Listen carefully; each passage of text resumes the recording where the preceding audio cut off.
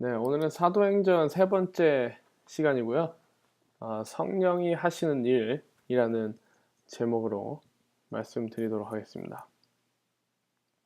말씀은 사도행전 2장 1절부터 8절 말씀 되겠습니다.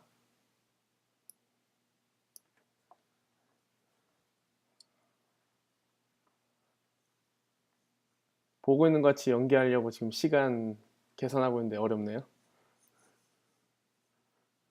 다 찾았을란가 모르겠다. 제가 읽어드리도록 하겠습니다. 네, 2장 1절부터 8절입니다. 오순절 날이 이미 이름에 그들이 다 같이 한 곳에 모였더니 호련히 하늘로부터 급하고 강한 바람 같은 소리가 있어 그들이 앉은 온 집에 가득하며 마치 불의 혀처럼 갈라지는 것들이 그들에게 보여 각 사람 위에 하나씩 임하여 있더니 그들이 다 성령의 충만함을 받고 성령이 말하게 하심을 따라 다른 언어들로 말하기를 시작하니라. 그때 경건한 유대인들이 천하 각국으로부터 와서 예루살렘에 머물러 있더니 이 소리가 나매 큰 무리가 모여 각각 자기의 방언으로 제자들이 말하는 것을 듣고 소동하여 다 놀라 신기하게 여겨 이르되 보라, 이 말하는 사람들이 다 갈릴리 사람이 아니냐. 우리 각 사람이 난 곳 방언으로 듣게 되는 것이 어찌 됨이냐. 아멘. 사도행전 2장에서 우리가 제자들이 성령으로 세례를 받는 장면을 보게 됩니다. 선지자들이 예언한 그 구약의 많은 선지자들이 예언을 했던 모든 이들에게 임하는 성령, 특별한 사람에게만 임하는 성령이 아니라 모든 이에게 임하는 그 성령, 그리고 예수님께서 말씀하셨던 성령으로 세례를 받을 것이다 라는 그 말씀이 지금 2장에서 일어나고 있는 것이죠. 무엇보다 우리가 이 사건을 통해서 인지하고 넘어가야 하는 부분은요, 교회라는 것의 시작이 예수님의 제자들이 예수님을 믿기 시작했을 때부터가 시작된 게 아니에요. 교회는 예수님의 제자들이 성령을 받았을 때 시작된 겁니다. 예. 성령이라는 것은 교회를 시작하게 한 중요한 역할을 한 것이죠. 교회라는 것은 단순히 믿는 사람들의 공동체를 의미하지 않고요. 그 이상. 그냥 단순히 믿는 공동체가 아니라 믿음을 가지고 세상으로 보내진 공동체를 의미하는 거예요. 교회라는 것은. 그렇기 때문에 세상으로 보내지기 위해서는 성령의 충만함이 필수 요소입니다. 왜냐하면 세상에 보내졌을 때에 사람의 힘으로 그것들을 감당할 수 없기 때문이죠. 예수님도 그랬잖아요. 사역하실 때 세상에 보내주셔서 사역하시기 전에 성령을 받으셨습니다. 그만큼 중요한 겁니다. 성령님이 하시는 일들에 대해서 오늘 나누어 보기를 원합니다.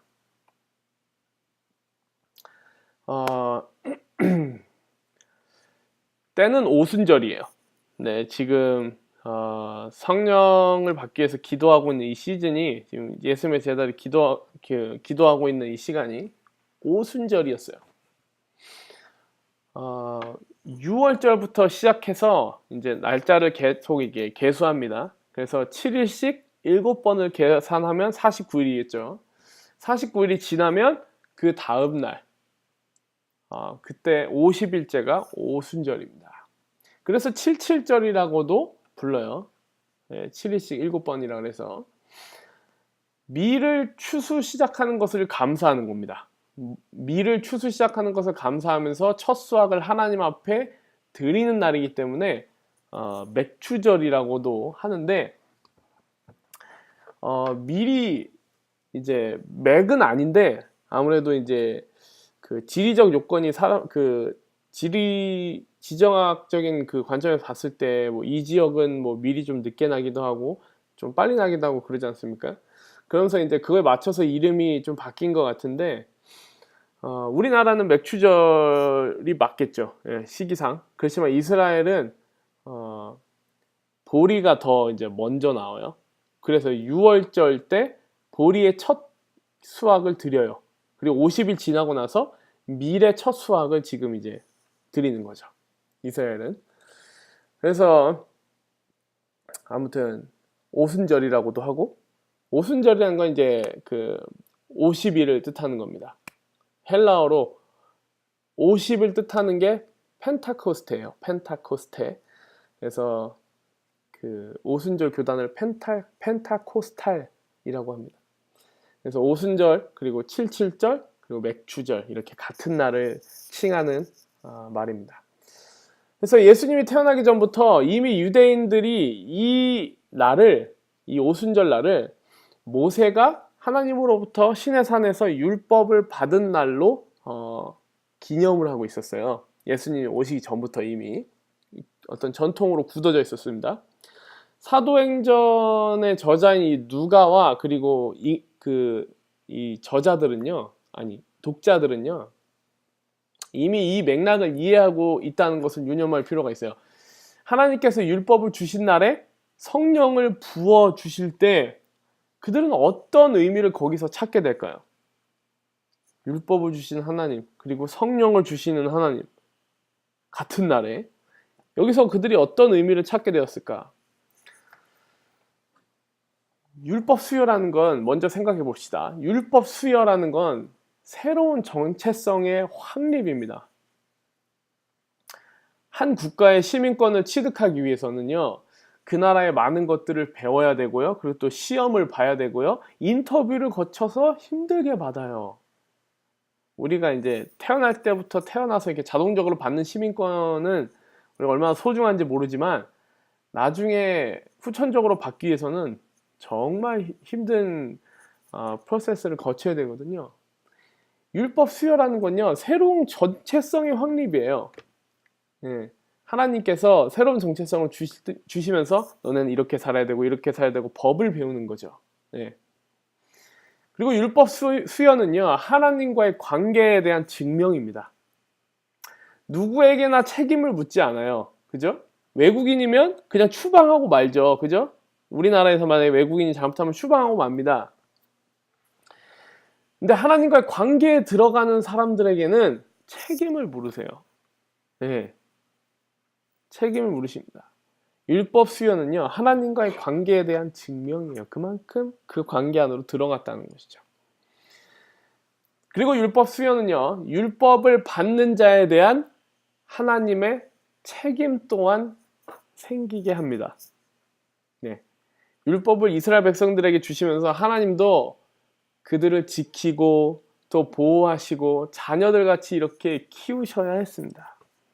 하나님께도 책임감이 주어지는 사건이에요. 율법 수여라는 것은. 성령을 제자들에게 부어주시면서 하나님께서 의도하신 바는요, 율법 수여가 갖는 의미에서 힌트를 얻을 수 있습니다. 성령님은요, 우리가 하나님의 자녀가 된 것을 확증하십니다. 그리고 두 번째로는요, 성령님은요, 우리가 하나님의 자녀로서 행해야 하는 것들을 말씀하시고 가르쳐 주십니다. 그리고 세 번째는요, 성령님은 우리가 하나님의 자녀로서 살아갈 수 있도록 힘주시고 보호해 주십니다. 1세기의 기독교인들은요, 성령 강림을 그렇게 이해했습니다. 우리와 지금까지는 완전히 다른 관계를 원하시는 거구나, 이렇게 이해를 한 거예요.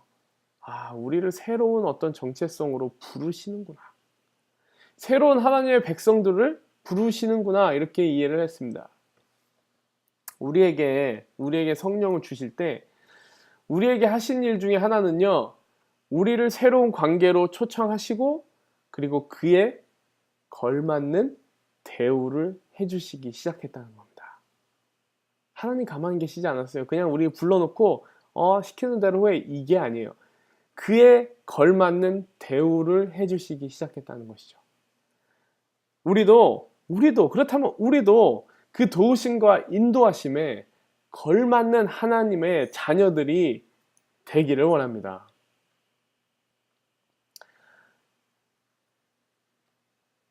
두 번째로 바람 같은 성령님, 불 같은 성령님에 대해서 말씀드리고 싶은데요. 성령님을 묘사할 때 우리가 이제 흔히 이제 사용하는 그 단어들인데요. 바람 같은 성령님, 불 같은 성령. 그런데 2절에 기록되어 있는 것처럼 성령님이 임하실 때 급하고 강한 바람 같은 소리가 있었고요. 그리고 불길이 있었습니다. 이 두 가지의 심볼을 구약에서 우리가 생각해 보면 바람은 우리가 어디서 찾을 수 있습니까? 에스겔서의 마른 뼈 환상을 떠올려 볼 수 있습니다. 마른 뼈들이 이렇게, 그죠?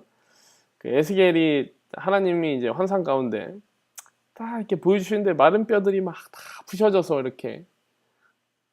근데 그것들이 이제 하나님의 말씀을 대언하니까 막 이렇게 뼈들이 모여가지고 다 만들어지고 근육이 생기고 막 살들이 생겨서 이렇게 딱 만들어졌어요, 사람이.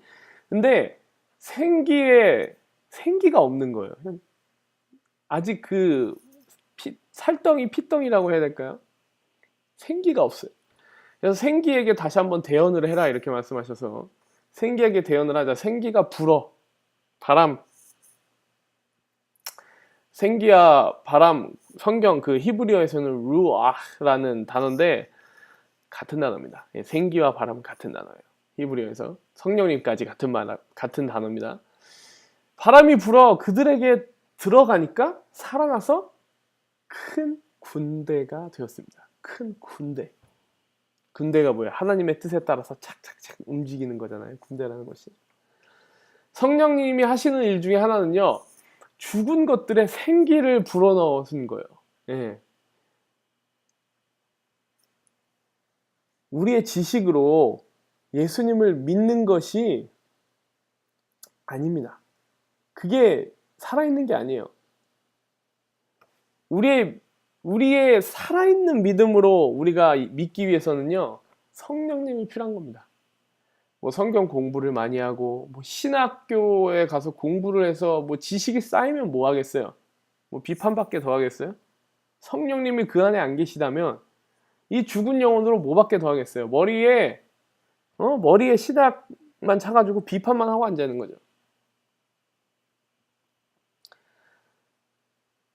뭐 물론 비판이 필요한 영역들도 반드시 있습니다. 예. 부조리들을 잡아야 되겠지만 성령님이 우리 안에 계시지 않으면 생기가 없는 그 피덩이들과 같은 거예요. 살아나시기를 축원합니다. 불은요, 하나님이 임하실 때마다 등장하기 때문에 익숙합니다.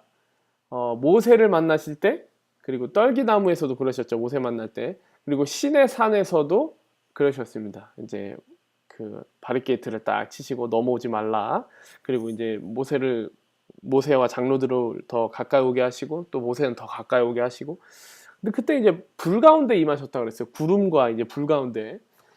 불 가운데 임재하신 하나님이 하시는 일이 무엇인가를 생각해 봐야 됐어요. 떨기나무에서 하나님 임하셔서 모세에게 어떻게 하셨는가? 그리고 백성들에게 어떻게 하셨는가? 그때 모세 상태가 어땠나요? 무능했습니다. 40년 동안 광야에서 살아가면서 다 이제 자신을 내려놓고 텅텅 비어있는 무능해진 상태. 그 모세를 다시 일으키시는 분이 성령님이에요. 하나님의 임재였어요. 충전하셨죠. 이스라엘 백성들에게도요, 시내산에서 율법을 주시면서 다시 이 세상에서 빛의 역할을 하도록, 소금의 역할을 하도록 충전을 하신 거예요. 가나안 땅에 들어갔을 때 그 주위에 많은 나라들 그 앞에 빛을 비춰야 된다고 하셨어요. 이렇게 하나님과 이렇게 살면 이렇게 돼. 하나님만 따라 살면 이렇게 돼. 보여줘야 되는 의무가 있었습니다.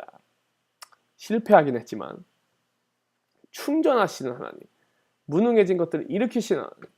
성령님은 그 전기 콘센트와 같은 거예요. 한마디로 배터리를 충전하는, 연약한 자를 세우시는, 그죠? 힘 빠진 자를 채우시고 다시 일어나시게 하시는 그런 하나님이십니다. 우리가 무력하다면, 힘이 빠졌다면요, 카페 폰 들고 이게 스마트폰 들고 이게 벽에 다 붙어 있는 애들 있잖아요. 카페 가면. 예. 그렇게 우리가 힘들고 무력하다면 우리가 그렇게 해야 돼요. 성령님 앞에 붙어서 성령님께 매달리시기를 축원합니다. 세 번째로요, 이 방언이 두 가지 방언이 있는데요. 그것들을 짚고 넘어가기만 하는데, 신약 성경이 가르쳐주고 있는 방언은요, 두 가지가 있습니다. 한 가지로 정의할 수가 없어요. 한 가지는 오늘 본문에 보는 외국어로 하는 방언이거든요. 이 방언은요, 하나님 나라의 일, 즉 복음을 전파하기 위해서 사도들을 통해서 말해졌습니다. 그래서 이 오늘 본문에 보면 외국에서 태어난 흩어져 있는 유대인들의 자식들이 이제 딱 와가지고 왜냐면 그 당시에 세 가지 절기를 꼭 지키러 예루살렘에 왔어야 됐거든요. 아까 말씀드렸던 유월절, 그리고 중간에 50일 지나서 이 오순절, 그리고 가을에 장막절, 이렇게 3번 왔어야 됐는데 그 사내들은 그들이 다 모인 거예요. 뭐 학자, 요세푸스라는 학자에 의하면은 어마어마한 100만 명 정도까지도 추산하는데, 아무튼 그들이 모였을 때 그들이 흩어져 살고 있는 그 태어난 장소의 언어들, 네, 그 지도에서 그 지명들을 보면 되게 넓은 로마의 속해 있는 그 지명들이 열거되어 있습니다. 그래서 언어들이 되게 많아요. 근데 그 언어들로 말하기 시작했다는 거예요. 한 번도 배워본 적 없는 갈릴리인들이기 때문에 뭐 교육을 특별히 받은 그런 사람들이 아니기 때문에요. 뭐 로마 말과 그리고 이 갈릴리 지역의 언어만을 아람어만 사용했습니다. 이 사람들은. 근데 갑자기 외국어를 하니까 사람들이 외국어를 하는 거에 대해서 되게 놀라게 되죠. 그리고 미국에서도 이제 처음 오순절 교단이 이제 생겨나게 된 게 이제 미국에서 1900년대 초에 이제 오순절 운동이 일어나면서인데, 한 여성이 처음으로 성령님이 임하셔가지고 중국어로 말하기를 시작해서 한 일주일간 중국어를 얘기했다고 합니다. 기록에 남아있는데, 당연히 한 번도 중국어를 배워본 적이 없는 사람이었죠. 근데 가끔 이제 어느 기간 동안 외국어를 말하게 되었다는 그런 간증들이 가끔 있습니다. 성령으로 인해서. 그러나 우리가 흔하게 우리가 하는 방언은요, 고린도서에서 사도 바울이 말하는 통역 없이는 알아들을 수 없는 방언입니다. 네, 분명히 그렇게 말하고 있죠. 통역 없이는 알아들을 수 없는 그 방언. 그래서 공예배에서는 꼭 통역이 있을 때만 방언을 하라, 이렇게 사도 바울이 얘기를 하죠. 사도행전 2장의 방언은요, 분명 알아들을 수 있는 방언이었죠. 그죠? 사람들이 알아들을 수 있는 방언. 그래서 이 다른 두 가지의 방언이 있음을 우리는 알 수 있습니다. 그래서 성령님이 하신 일 가운데 하나는 방언을 포함한 성령의 은사를 나눠주시는 일입니다. 방언이 우리 교단에서 중요하기 때문에 여러분들의 두 가지의 방언을 정리해서 알려드리려고 말씀드렸고요. 그리고 마지막으로요, 사도행전에서 이렇게 은사를 나눠주시고 우리를 채워주시는 그 이유를 몇 가지를 보여줍니다. 사도행전을 쭉 읽어 내려가다 보면 이제 우리를 채우시는, 성령님으로 우리를 채우시는 이유가 몇 가지 나와요. 첫째로는요, 서비스를 위해서 채우십니다. 서비스. 이 서비스는 하나님의 나라를 위해서 우리가 서비스할 수 있도록. 하나님의 나라를 위해 서비스하는 것은 여러 종류가 있을 수 있겠어요. 혹자는 교회에서 레위인처럼 하나님의 교회를 위해 부름받은 사람들, 뭐 저나 전도사님처럼 교회에서 서비스할 수도 있고, 그러면 자기가 속한 일터에서 일할 수 있습니다. 일터로 자신이 속한 일터에 부름받았으니까. 그리고 가정에서, 그리고 사회에서, 각 분야에서 자신이, 이게 포인트예요. 각 분야에서 자신이 아니라 하나님을 위해 일할 사람들을 위해서 성령을 채우시는 거죠. 이게 포인트예요. 기억하셔야 돼요. 각 분야에서 자신이 아닌 하나님을 위해서 일할 사람들을 채우십니다. 두 번째로는요, 우리가 하나님의 말씀을 전할 수 있도록 채우십니다. 사도 바울이 여러 번 편지에서 그런 말을 해요. 우리가 하나님의 말씀을 담대히 전할 수 있도록 기도 좀 해줘라. 기도 좀 해줘라. 이렇게 부탁을 합니다. 편지의 수신자들에게. 우리가 누군가에게 나의 신앙을 드러내고 전파하는 것도 다 하나님의 말씀을 전하는 거예요. 여러분 그런 거 있잖아요. 뭐 회사에서 일하다가 뭐 점심시간에 뭐 식기도를 해 사람들이 뭐 교회 다니시나 봐요. 이것도 하나님의 말씀을 전파하는 것이고요. 사람이 어떻게 그렇게 화도 안 내고 그렇게 인내심이 이렇게 좋냐고, 그걸 어떻게 참냐고, 그렇게 보여주는 것도 하나님의 말씀을 전파하는 거예요. 왜요? 저번에도 말씀드렸던 것 같은데 불신자들이 보는 성경은요, 우리예요, 우리. 불신자들은 성경을 펴서 절대 안 읽습니다. 그럼 왜 읽어요? 우리를 읽을 뿐이에요. 우리의 언행이 성경, 하나님의 말씀입니다. 왜요? 우리가 하나님의 말씀대로 살아야 되잖아요? 그죠? 우리의 삶에 하나님의 말씀을 살아내야 되잖아요? 그럼 우리의 삶이 말씀이죠. 하나님의 말씀을 전할 수 있도록 우리를 채워주십니다. 그리고 세 번째, 어떤 특별한 사역을 위해서요, 새롭게 충전해야 될 때 채우십니다. 우리가 어떤 특별한 일을 앞두고 계획하고 준비할 때, 뭐 지금도 수련회를 우리가 준비해야 되는데, 그죠? 어떤 특별한 일을 두고 앞두고 계획해야 될 때, 혹은 새로운 변화의 시즌에 우리가 접어들려고 할 때 성령을 구하고 우리가 충만하게 우리를 채워달라고 구하는 것이 필요한 거예요. 사도행전을 읽어보세요. 어떻게 하나? 사도행전에서 사도 바울이 어떻게 해요? 어떻게 해야 될지, 내가 지금 어디로 가야 될지, 아니면 지금 여기를 가려고 하는데 지금 가면 안 되는지 성령께 구합니다. 특별한 일이 있을 때마다 기도를 해요. 어디로 이동할 때마다 기도를 합니다. 그것이 필요한 거예요, 여러분. 여러분의 삶에 어떤 계획과 준비를 해야 됩니까? 성령을 구하십시오. 네 번째로, 선교나 사역을 넘어서 구원을 위해서 채우십니다. 구원을 위해서. 성령의 임재는요, 삶을 변화시켜요. 성령이 임하시면요, 그 사람 반드시 변합니다. 예전보다 여러분 바뀌었다고 생각하세요? 성령이 임하신 거예요. 심판날 구원을 받기 위해서는요, 삶의 변화가 필수입니다, 여러분. 내 삶의 변화 없이 나중에 계수하시고 판단하신 그 하나님 앞에, 심판 앞에 우리가 견딜 재간이 없습니다. 삶의 변화가 필수예요. 구원을 위해서는요. 우리의 힘으로 백날 노력해봤자 근데 헛일입니다. 성령이 우리를 채우실 때에 우리의 삶의 변화가 일어나는 거예요. 우리는 안 하려고 하면 고쳐질까요? 안 고쳐집니다. 우리는 안 하려고 노력하면 노력할수록 더 비참해질 뿐이에요.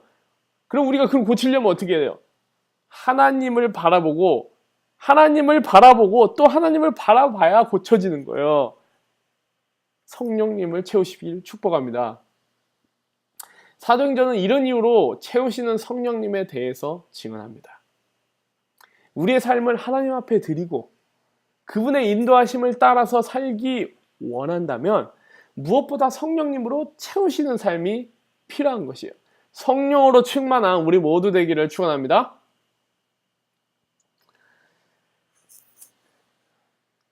구약 성경을 보면요, 성령이 하시는 일이 얼마나 크고 비범한 일들인지 더 정확하게 보여요. 구약 성경에는요, 모든 이에게 주어지는 성령의 충만이 아니었기에 더욱 그렇게 도드라지게 드러났습니다.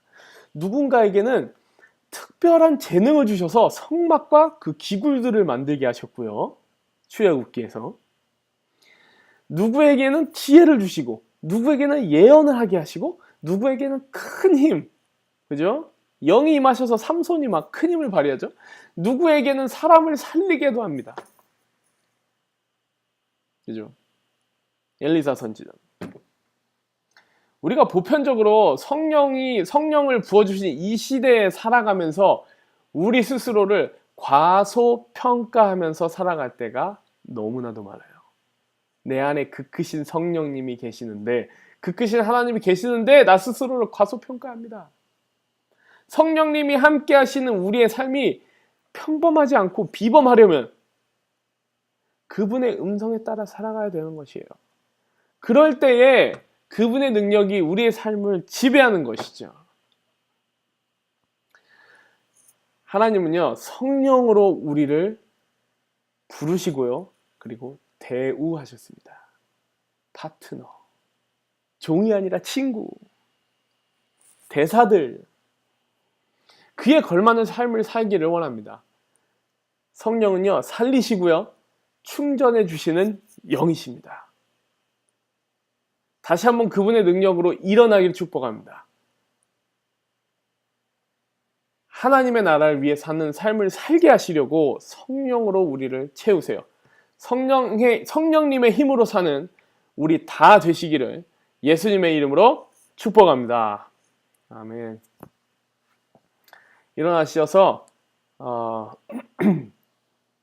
다 같이 기도하실 때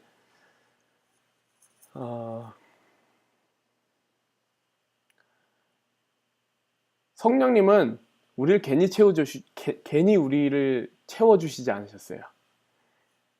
하나님의 나라의 자녀들이기 때문에 채워주신 것이고요. 하나님의 나라를 위해 우리가 해야 될 게 있기 때문에 채워주신 거거든요. 지금 우리가 구해야 될 것은요, 하나님의 음성에 귀 기울이겠다고, 그리고 하나님의 나라에서 일하겠다고, 하나님의 음성대로만 살겠다고, 나를 위해서가 아니라 하나님을 위해서 살겠다고, 그 고백과 함께 성령님 나를 그러니까 채워주세요, 이런 간구가 필요한 겁니다. 말씀 기억하시면서 성령으로 이 시간 우리를 채워달라고 그렇게 뜨겁게 기도하시면서 나아가십시다. 주님의 이름 부르며 기도합시다.